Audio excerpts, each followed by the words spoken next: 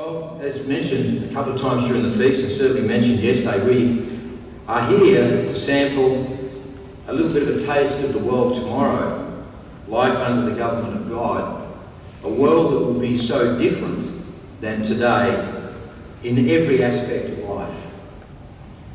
So with that thought in mind, I thought it might be worthwhile today to consider the basic concepts of the economic reform that's going to take place under the guidance and the direction of Jesus Christ in the future.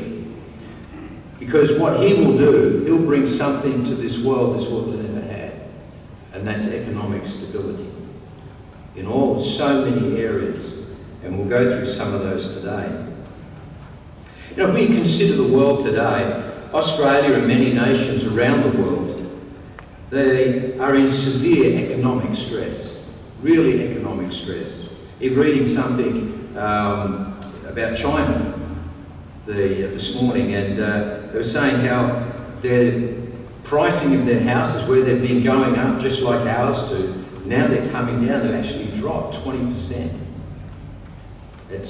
They've got real economic problems as well. Countries are struggling to manage their economies. Why? Because they're unwilling to rein in their spending.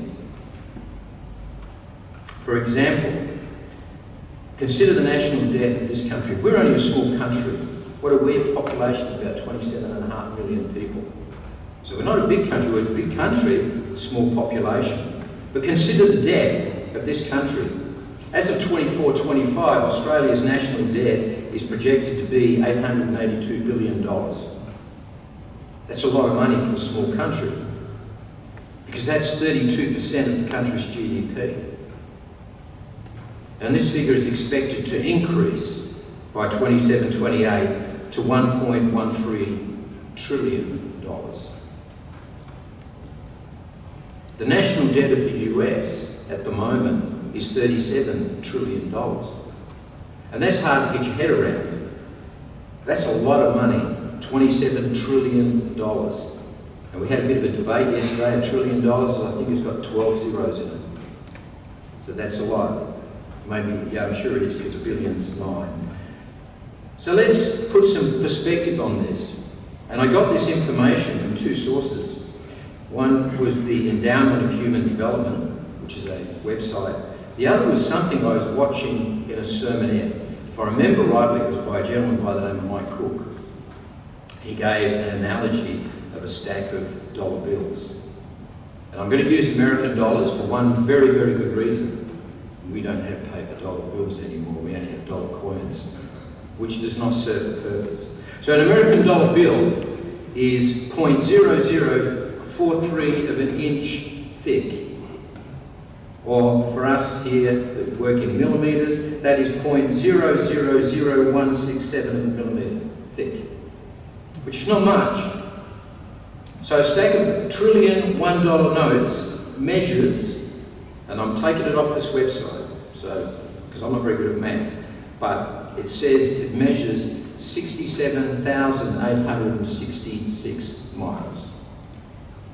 That's a lot away. So in kilometres, that's 10,921 kilometres in height. So you might want to check this if you're into figures. So a column of bills this high extends approximately 28 times higher than the orbit of an International Space Station. So now times that by 37, because we've only got $1 trillion. You times that by 37 and you get 2,511,042 miles. So to begin then, we might ask, what are the main reasons for the current economic problems that our nation has, and the nations of America and England, all nations? What is the current problems? What's causing all this? And how will they be resolved under the righteous judgment and rulership of Jesus Christ? So let's consider some points as to why we're in such a mess, and we are in a mess. Mainly unwise spending by governments, bad management of government projects as well as private. But I'll give you an example of this, and I'm picking on Victoria a bit because that's the only figures I could find. They've got a number of major projects going on at the moment, one being the North East Link. That project is $10 billion over budget. $10 billion over budget. The Westgate Tunnel, which is to ease traffic on the Westgate Bridge, is $5 billion over budget. Then we have bankruptcies in this country. According to the Australian Financial Security, in the last quarter, just talking about the last quarter, and this is a combination of individual and business insolvencies or bankruptcies, there was 3,179. That's just in a quarter. You know, we can, for us that have been around a while, we can remember back to the 2008 financial crisis. We have the same problem. We haven't learned anything. Not a thing. Have not learned one thing. And then we had COVID, which went from 2020 to 2022, and the damage that has done to businesses as individuals as well. We have monumental amounts of consumer debt. Again, I'm picking on the US, your dollar's bigger than ours. But the US national debt at the moment is massive. Australia's debt, and this is talking about consumer debt, so mums and dads, is $2.7 trillion. That works out, based on our population, of about $10,384 per person. Did you know you owed that? It's a lot of money. And the main underlying problem for the debt is human nature. Specifically, greed and deceit and the lust for things that we don't really need. You know, how much stuff do we buy and put in the cupboard and never use? I think we've all done that. So what will change in the world tomorrow? What will change?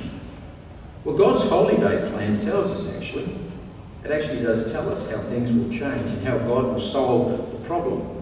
Because one of the things that will slowly change is human nature, which is the cause of all the problems that we have and the misery we have in this world today.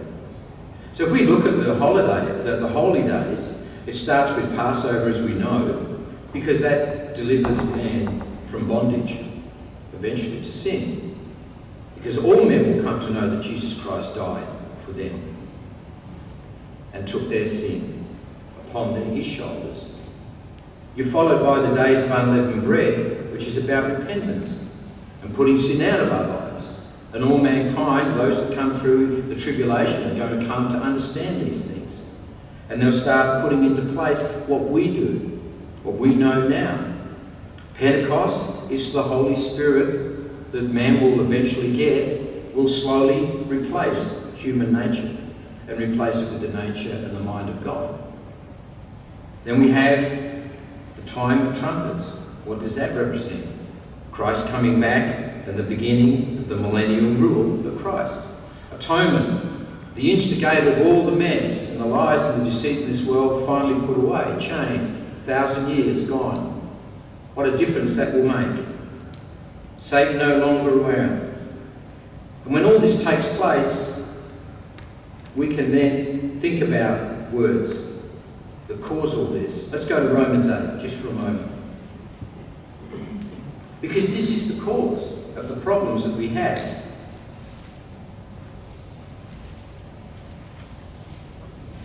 Romans 8 verse 7, just one verse.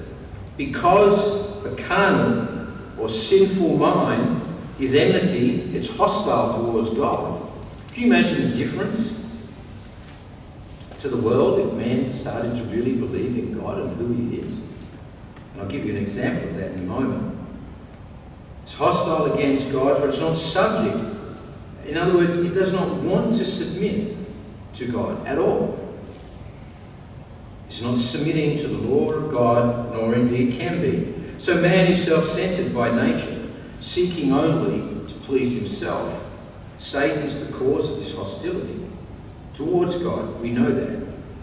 But I was thinking about this morning, so I made a little note here.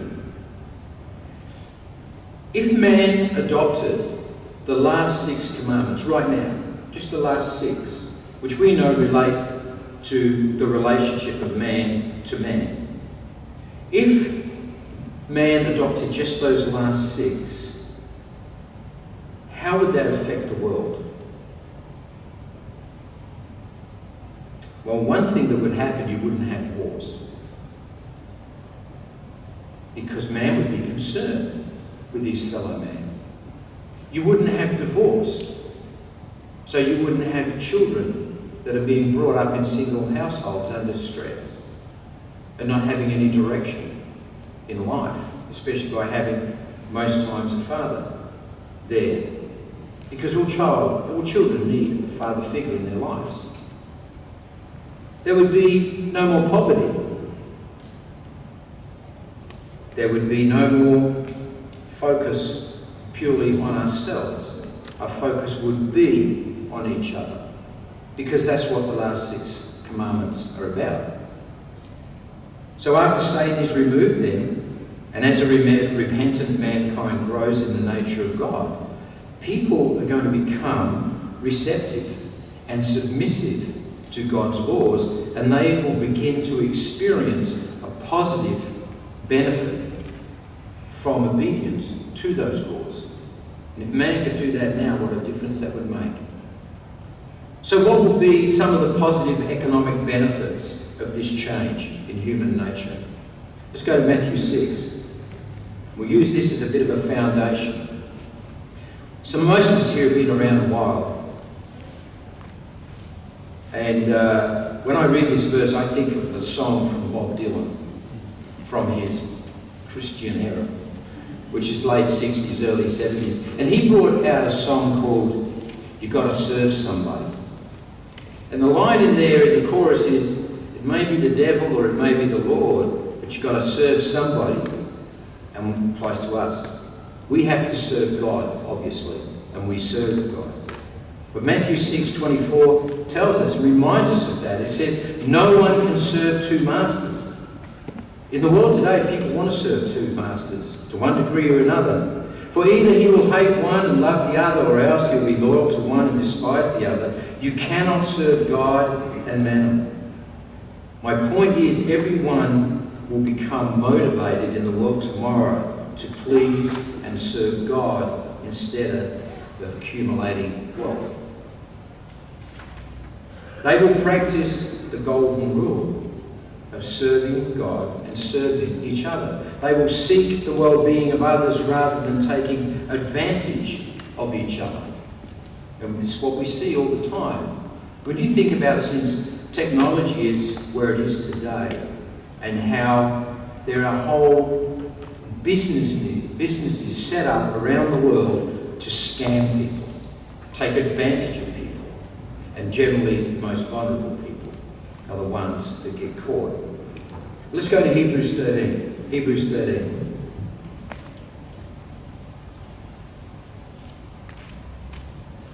And God tells us what we need to be doing. And we have to be mindful to do it in our lives, because eventually this will be the world. Hebrews 13, verse 7. It says, let your conduct, verse 5, my apologies, verse 5. Let your conduct be without covetousness. Be content with such things as you have, for he himself has said, I will never leave you or forsake you. God provides everything that we need in this life. He will provide everything that the world needs in the world tomorrow. People will learn to become content with what he has provided to them. And we should do the same today. And then we have in 1 Timothy 6:8. 1 Timothy 6:8.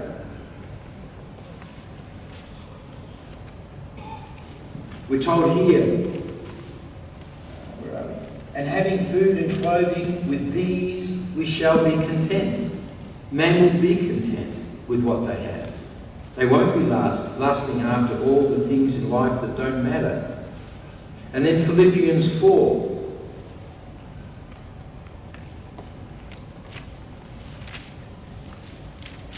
Philippians 4, just running through a few verses here. Philippians 4, starting in verse 11. It says, "Now, not that I speak in regard of me, for I have learned in whatever state I am to be content." Have we learned that in our lives yet? Man certainly has not. But man will learn to. "I know how to be abased, and I know how to abound. Everywhere and in all things I have learned both to be full and to be hungry, to abound and to suffer need. I can do all things through Christ." Do we understand what he's telling us? Are we content with what we have in life? We look at the greed of man and the taking of man. We look at the exorbitant interest, and I'll give you some figures on that at a moment, that are charged on loans. Man is not content with what he's got. He always wants more. We need to learn to be content, and it's something that we can learn from our parents' generations. You know, my parents, as many of your parents here, went through the Great Depression. They experienced hunger. They experienced need. But they learned to be content with what they had. And having learned their lessons, they passed them on to us. But like all things, subsequent generations, we've become more and more selfish, wanting more. You know, when you listen to some of the things on YouTube and people getting up there, "I deserve this." Why? Why do you deserve it? What have you done to deserve it? Have you contributed? Well, tomorrow everybody will contribute. We don't do that today. In the new economy under Christ, people will learn the importance of contentment. They'll be content with what they've got. And if you think about it, contentment is the true key to peace that we all want. It's not the material things we have. Ephesians chapter 4. Ephesians 4, starting in verse 22.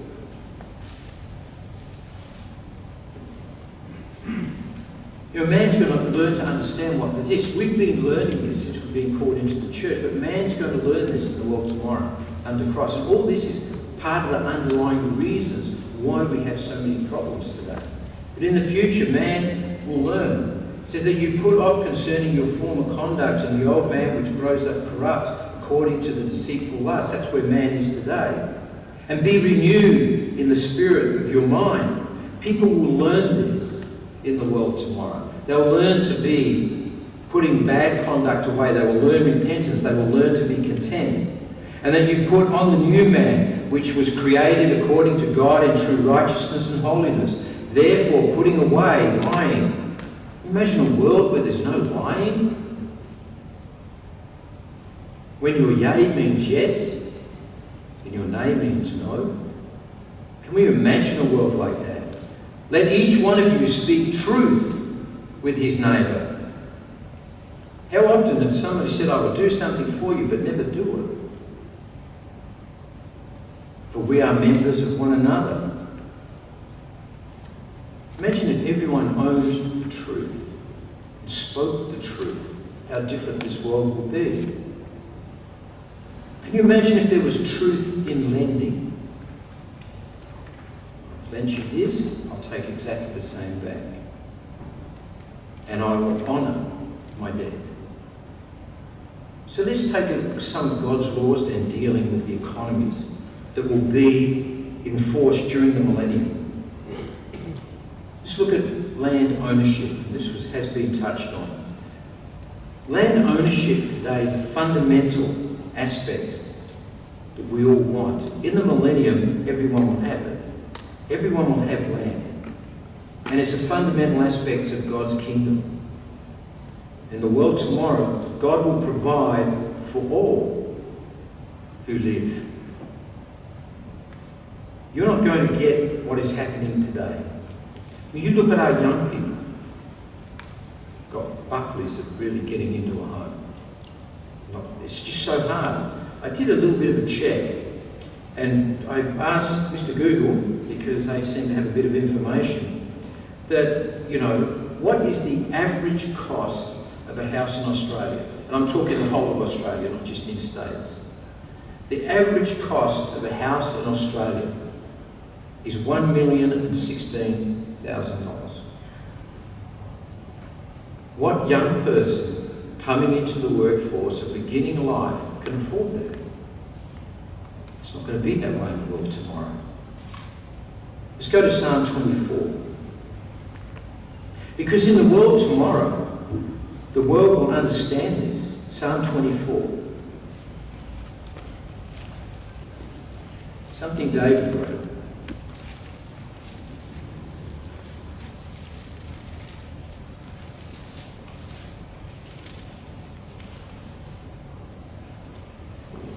I want verse 1.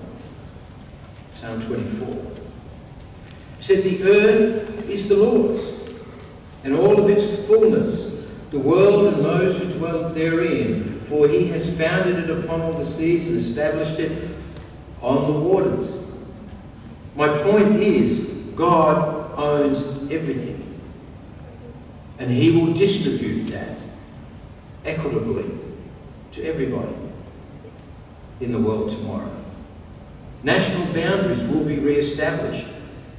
Have you ever looked at a map of the world prior to World War I?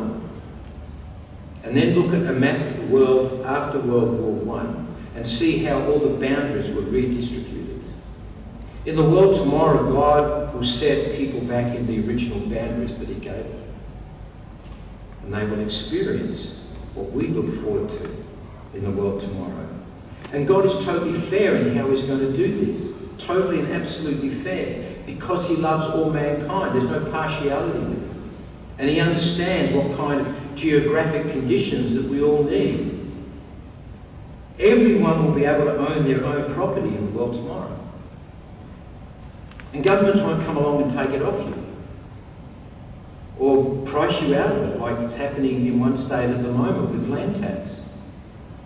Where farmers now have got to find an extra $180,000, $200,000 a year in land tax, and they're already struggling. That's not going to happen in the world tomorrow. You're not going to happen to a farmer where all of a sudden a big energy company comes in and we're going to take this plot of land and put big windmills up. That seem to be falling down a bit too. You know, when I grew up as a kid, probably most of you, we had enough land on our house block to have a veggie garden. And my dad always grew vegetables. Always. Now you can't even have a front yard or a backyard. There's a building estate not far from where my son lives. They've got house blocks the size of 290 square metres. And they're putting houses on there. And I like to sort of kid a little bit. They're so close together that if you had a boy about 18 or 19 living in that house and a girl about 18 or 19 living in that house, and they took a shine to each other, they could open their window and kiss each other. It's that close. I asked one builder, I said, "Why are you putting windows down there?" I said, "There's no sunlight getting in there." But there's no land. There's no land at all. But, you know, we can laugh at this, and it's funny in a way, but it's so sad in a way, because what it contributes to is stress and anxiety. Because you've got no space. There's no space to just retreat for a while and chill out without hearing what's going on with your neighbours. Let's go to Isaiah 5. Isaiah 5, God told us not to do this. And in the world tomorrow, it won't be done. Isaiah 5. I mean, these are scriptures that we've read over years, being in the church. It's good to remind ourselves how it's going to be. Isaiah 5, verse 8. It says, "Woe to those who join house to house. They add field to field till there is no place. I mean, this estate being built near my son's place, the roads are so narrow that if you've got two cars parked on the street, you're going to struggle to get one down the middle. And then if you park your car up on the nature strip, the government's going to book you for parking on their nature strip. It's absurdity. Let's go to Malachi 4. Not Malachi, Micah 4.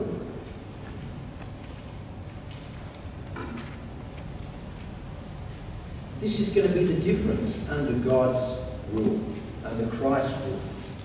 Micah 4, verse 4. And it's a beautiful picture, as again mentioned yesterday. Each will sit under his own grapevine or under his own fig tree without fear. The Lord who commands armies has decreed this. This is how it's going to be. So different than today. So different. And Zechariah 10. Zechariah 10.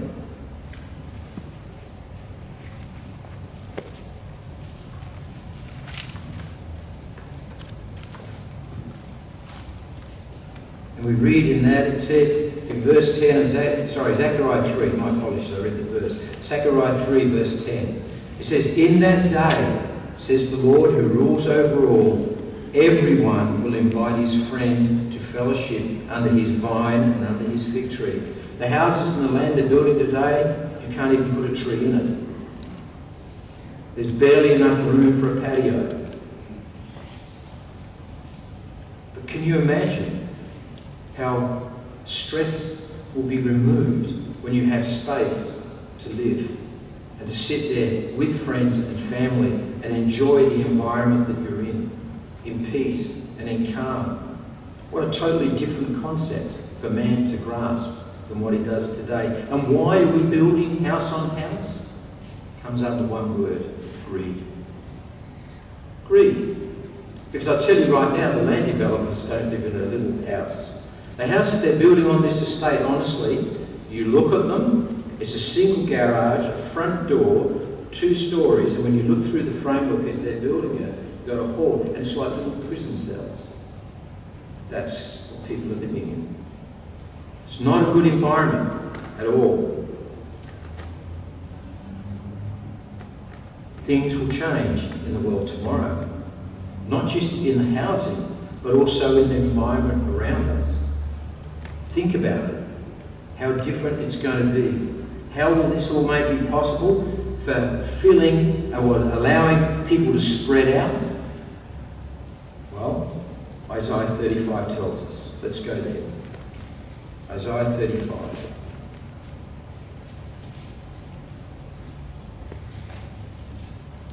And in scriptures we read every feast time. I'm trying to look at this in the perspective that there's going to be a total land reform package, if you like, in the world tomorrow. And it will be made possible because of what God's going to do to the environment. Isaiah 35 and verse 1. We read, and the wilderness and the wastelands shall be glad for them, and the desert shall rejoice and blossom as a rose, and it shall blossom abundantly and rejoice, even with the joy and singing, and the glory of Lebanon shall be given to it, the excellence of Carmel and Sharon. They shall see the glory of the Lord, the excellency of God. And then halfway through verse 6, and we read, for the waters shall burst forth in the wilderness and the streams in the desert. The parched ground shall become a pool, and the thirsty land springs of water. In the habitation of jackals where each lay, there shall be grass and reeds and rushes. So let's think about this for a moment when we look at this world and look at what God's going to do to the surface of this world. If we consider the landmass of the world, according to the Food and Agricultural Organization of the United Nations, this is where I got this information from, so I'm just taking it all on face value. The total landmass of Earth is approximately 149 million square kilometres, or 57.5 million square miles, of which only 12 to 15% is arable to be used for permanent meadows and pastures and growing. Approximately 1.4 billion hectares, so about 10% of the total land, were classified as suitable for temporary crops. This goes back to 2021. So I thought about this. I thought, well, how much area do all the deserts in the world take? The deserts, according to this report, cover approximately 20% of the Earth's land surface. The exact number is not really known, but that's what they estimate. And this 20% includes hot deserts like the Sahara, as well as the cold polar deserts of the Antarctica and Arctic. So here's a few details about Earth. A desert is defined as an area receiving less than 12.5 centimetres of rainfall a year. I say deserts are various from hot to cold. Antarctica's desert on Earth covers 14.2 million square kilometres. It's a lot of land. How that will change in the Antarctic, I'm not sure. The Sahara, though, desert covers 9.2 million square kilometres. So let's bring it home to this country, where we can get a better picture. Australia's land mass is approximately 7.7 million square kilometres, so around about 3 million square miles, making it the world's 6th largest country. Out of this total area, only a small percentage of about 6 to 6.5% is considered suitable for crops and temporary pastures. The rest is desert and bush and scrub or whatever. The majority of Australia's vast land area consists of arid or semi-arid rangelands, where we have a lot of wild buffaloes and pigs and goats and camels. And in fact, we have more camels here than what they have in the Arabian countries. But let's go to Leviticus 26. See what God says here.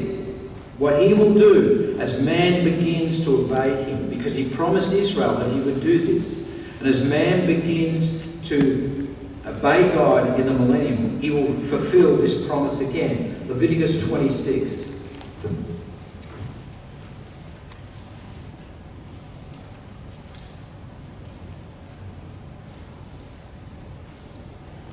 Leviticus 26, and starting in verse 4. Well, I'll go back to verse 3. He says, if you walk in my statutes and keep my commandments and perform them, man will begin to do that in the world tomorrow. Then I will give you rain in its season, and the land shall yield its produce, and the trees and the field shall yield their fruit. Your threshing shall last till the time of vintage, and the vintage shall last till the time of sowing, and you shall eat your bread to the full and dwell in your land safely. God will give rain in due season as man begins to obey him, and then man will not have the hunger, will not have the issues that he has today. So instead of all the destructive storms and devastating droughts that we have, there will be bountiful harvests every year. Surplus food items will be a blessing, not a problem. Today, surplus food is an economic problem. According to one website, Australia wastes approximately 7.6 million tonnes of food a year. So let's put that in perspective. We're all familiar with the MCG, perhaps not Mr. and Mrs. Lout. It's a big sporting arena, holds about 110,000 people. We play footy and cricket and stuff on it. Okay, but that amount of food is enough to fill the MCG 10 times. It costs the Australian economy around about $36 billion a year. What could we do with $36 billion?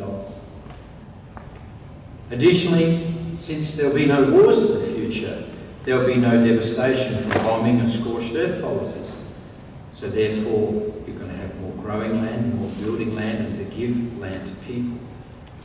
God's economic program has provisions for people to get out of financial trouble as well. I was having a bit of a chat about this the other day. But it won't be through $1 billion bailout to businesses and money to individuals. God's got a better plan. And I think we all know where I'm going. It's called the Jubilee. But there's something else in that Jubilee period as well. God's economic plan involves that 50-year cycle. Leviticus 25. So just back a little bit. Leviticus 25, verse 23. I want to read this. I don't normally change translations, but I just kind of like the way they put this. I'm going to read this from the basic Bible English version of the Bible. It says, "No exchange of land may be forever, for the land is mine and you are my guests, living with me for a time." My point is, people are very possessive today about property and they want to accumulate it. And people lose their property because of bad financial decisions or whatever. We'll have a look at that in a bit more. In the world tomorrow, they won't lose it forever. There will be a Jubilee year where they will get it back, because this puts a whole new perspective on buying land and real estate transactions. Verse 14 of Leviticus 25 says this. It says, "And if you sell anything to your neighbour or buy from your neighbour's hand, you shall not oppress one another. According to the number of years after the Jubilee, you shall buy from your neighbour, and according to the number of years of crops, you shall sell to your neighbour." You get things done in the right way without being ripped off. And the result of that, no one shall oppress. In verse 17, therefore you shall not oppress one another, but you shall fear your God, for I am the Lord your God, and show your fear of God by not taking advantage of one another. In today's world, people seek to take advantage, and they do, very, very quickly. That will not be the case tomorrow. God's economic plan calls for freedom of debt as well. Let's go to Deuteronomy 15. Go back to the debt that the world has, the personal debt. But people in the world, it's staggering how much people owe. But in the world tomorrow, we read in Deuteronomy 15:1. Can you imagine if we could do this now?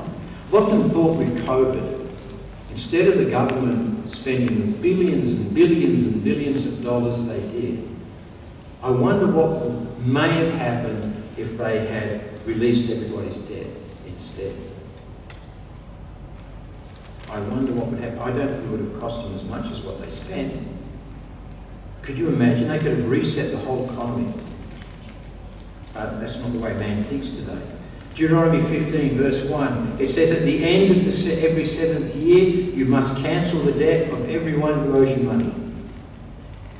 This is how it must be done. Everyone must cancel the loans. I'm reading this from the New Living Translation. Everyone must cancel the loans that have made to their fellow Israelites. They must not demand payment for their neighbours or relatives, from their neighbours, for the Lord's time of release has arrived. This release from debt, however, applies only to your fellow Israelites. Eventually it will spread out to the whole world. And not to the foreigners living among you. They should be no poor among you, for the Lord your God will greatly bless you in the land he has given you as a special possession. You will receive this blessing if you are careful to obey all the commands of the Lord your God that I am giving you today. The Lord your God will bless you as he has promised. You will lend money to many nations, but will never need to borrow.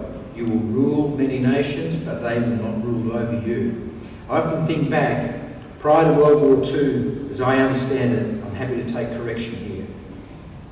America didn't borrow money that I'm aware of, but I could be wrong, and please correct me if I am wrong, if you know. But after World War II, and in subsequent years, America has borrowed money hand over fist, because God's removing the blessings. And it's the same for this country as well. The principles that God will give us undoubtedly will make a whole world of difference to the way people live in the world tomorrow. A whole world of difference. Can you imagine freedom from debt? People free from the debt that they have. It's an impossible dream today. Because so many people have to take debt just to survive. They get their pay packet, it's gone, so they go and borrow money at 30-40% interest to get through the next pay cycle. That's how bad it is. Free from debt. Free to own land. So let's think about credit cards at the moment. Average credit card rate in this country is 25%. Do you know why it's so high? Because it's what's the word I'm looking for? It's an unsecured personal loan, effectively. So they're going to charge you a higher rate. Because a lot of people will end up defaulting on it. But think about this. If you've got a credit card debt of $18,000 and you only pay the minimum monthly amount, do you know how long it will take you to pay that debt off? 147 years. And do you know what interest you will pay if you were to live that long? Not that you will. You would pay $192,785 in interest. That is not how God thinks. But that's what you would pay. No credit? No problem. If you've got bad credit? No problem. We're willing to give it to you. But you have to pay 40% interest. And I know a couple of people who got caught up in those, I guess they're called payday lenders. What about interest-free payments? You see, buy this, no interest for 5 years. Do you know how that works? I only know because I used to work in the industry. What they do is they still put interest in your contract. And yes, they will give you 5 years interest-free. But on the day that that term comes, if you miss that payment, that final payment by a day, they will hit you with the interest that's been accrued over that 5 years. So I'm going to give you an example of this. You borrowed $15,000 to buy a couch and a fridge or whatever on a 5-year interest-free plan. You missed that day. You pay the next day, you think, oh, great, final payment gone. No, because then they're going to send you a bill for $18,750 in interest. You see, the whole premise of this interest-free period is the finance companies know that most people won't meet that final payment on time. That's how it works. What about mortgage loans? Do you have variable rate interest rates in America on mortgage loans? Yes, but it's not as common. Okay, here it's common. So you think about it. When you take out a mortgage or any loan for that matter, there's a rule. If I remember rightly from my financial days, it was Rule 92, I think it was. So basically it's a sliding scale. So here, you start off with your monthly payment, and down here is most of your payment is paying off interest, until you get up to the top where there's really just principal left. So if you, with variable interest rates, you've paid halfway through your mortgage and you think, oh, I'm here. But now there's an interest rate rise. So most of us here were around in the late 80s when mortgage interest rates in this country went to 18%. Yeah. So all of a sudden you think you nearly paid your house off, 18%, you're back up here again. I was fortunate, I was working with a Citibank at the time. I had a staff loan. I was paying 6% at the time. But then the division I was in, and this is how I come to really appreciate this, the division I was in with Citibank was closed and it was all merged into one, and everybody in the division I was in was all made redundant. That's fine. They gave us a very good payout. Can't complain there. But my mortgage, that 6%, only went for a 6-month period. And then all of a sudden it went from 6% to 18%. That's a huge jump. It's not going to be in the world tomorrow. That's not how God works. Do we think about the banking industry today? Who knows what fractional reserve banking is? Fractional reserve banking is. Fractional reserve banking is a law that the banks are required to keep X amount of money on hand, cash money. But it's a fraction of what they have in holdings. In America, my understanding of the law is that the banks in America have to have at least 10% of their holdings in cash. In Australia, it's a little bit higher, it's 14%. They must have cash on hand so people can withdraw cash. The rest of it, let's say 90% for argument's sake, is used, your money is used in the overnight money markets and so forth to generate wealth. Not so much now with digital, but back in the day when everybody had checkbooks, why did it take so long to cash a check or get a check through? Oh, it's going to take a week. You bank it, I'll take a week to get into your account. Rubbish. They had a central system running it, and it was done very, very quickly. But they used your money on the overnight markets to get money. That's how it works. That's not going to be in the world tomorrow. See, all these things that will change under God's rule in the world tomorrow. So let's go to Psalm 15. The different things that, God's going to answer. I look at some of the businessmen that I'm sure that will come through the world tomorrow, and they're going to have a whole new way of thinking.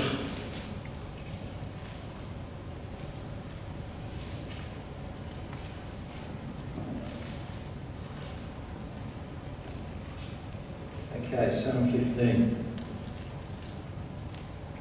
So reading in verse 1. Lord, who may abide in your tabernacle? Who may dwell in your holy hill?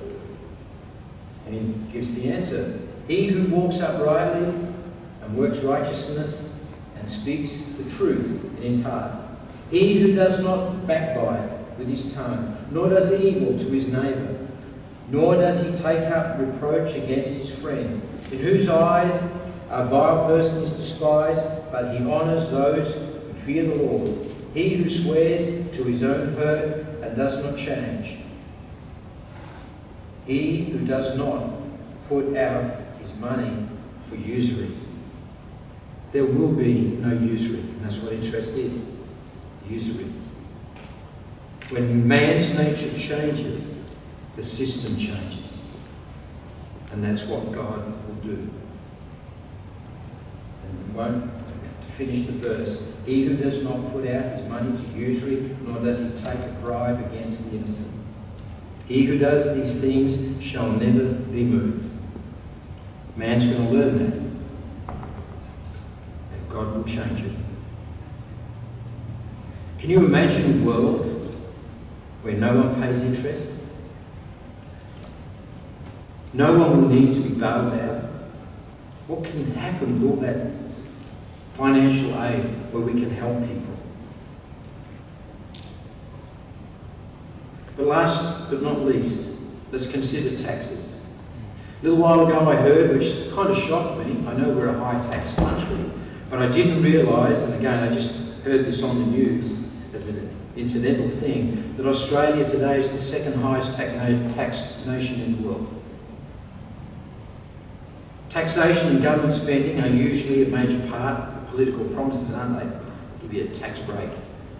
While they give it here and they take it there. Many tax laws favour the wealthy and don't really give relief and help to the lower and middle class people. Tax laws are extremely complicated. There was a time I could do my own tax return, but I don't bother anymore. Because it's too complicated. Get someone else to do it for you, but I've even found tax agents that can't understand the tax law. It's so complicated. So what will change in the world tomorrow? Tithing will form the backbone of the millennial economics. Flat 20% of profits, no sliding scales, no deductions, no loopholes, 20%. And another 10% every 2 years in 7. Third tithe. We don't do that in this country anymore. Do they still third tithe in America? Yeah. Beg pardon? Optional. We used to do it here, as we all know. We've all done it. Well, I'm assuming most of us have done it. But when Mr. Armstrong found out the amount of money that we were taxed off our wages, and how much we put in for Social Security, he said, look, we shouldn't do it because so many people were paying their third tithe, pay their bills, first, second tithe, buy the food, whatever, and there's no money left. So you go back and get third tithe assistance. And Mr. Armstrong thought that was a bit crazy. So he stopped it here. But in the world tomorrow, that would be the case. There will be a third tithe year. And everyone will participate in that. Everyone. Let's go to Malachi 3. No, we were told, and at the world does this. At the moment, the world does this.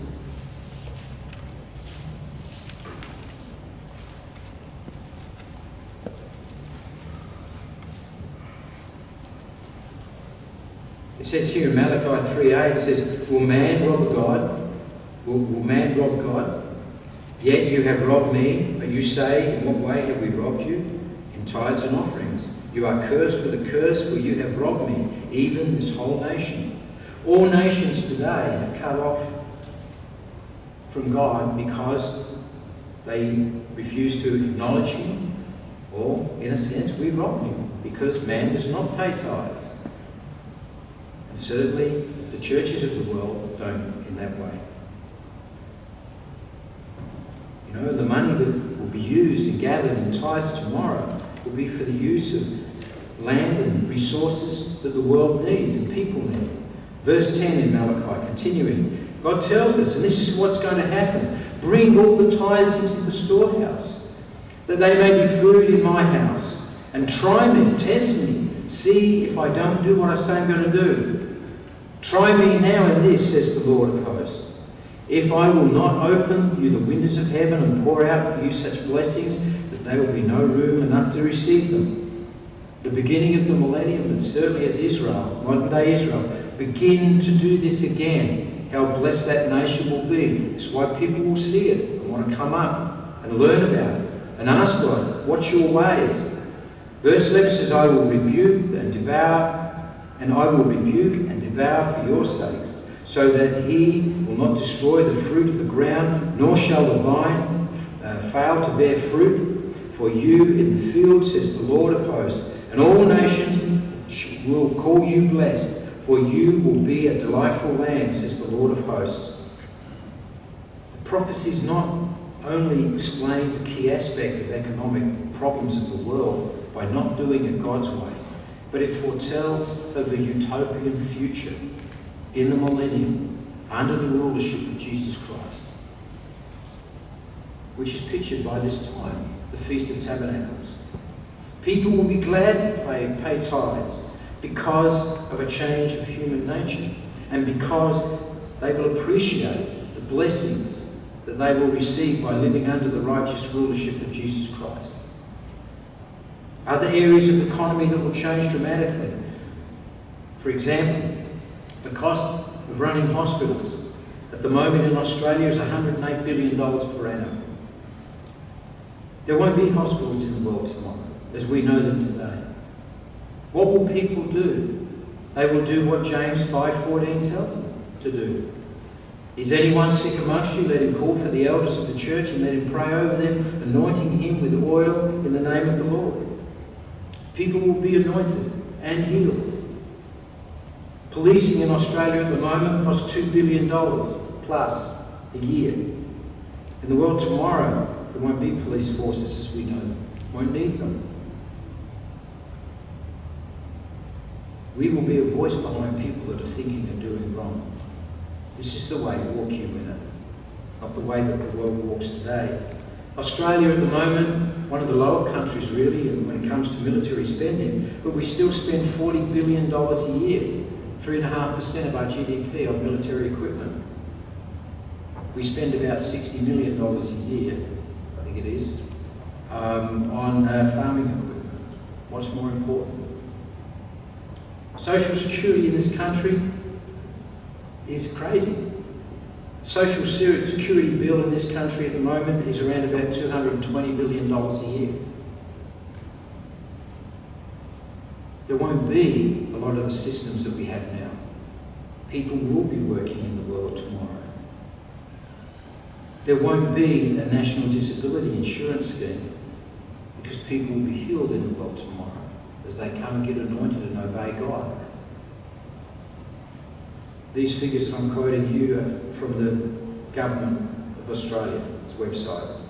Look, no doubt people will need help in the world tomorrow, especially as we begin to set up the world. People are going to need help, but they will know that the help will not be as we do it today, because there will be a thing called that third tithe assistance to help them. God's plan works. It really does work. So as I draw this to a conclusion, I've really only barely scratched the surface of what changes there will be in the world tomorrow under the economic system that Christ institutes. It'll be totally different. Totally different. Man will have a peace that he does not have today. Won't be stressed out because he can't afford to put food on the table. Won't be stressed out because maybe the government's going to take my house that I've been living here for 40 years because they want to put a road through it. It's not going to happen. Most of the world does not understand what we have the privilege of understanding about what Christ will do and what the government will be like. They don't understand. They don't understand that all the problems that we face in the world today eventually will be gone. But you and I right now must remember something.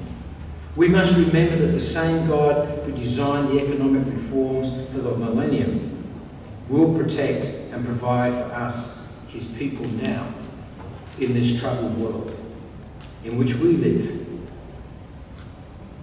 And he'll do that right up to the return of Jesus Christ. We just have to trust him.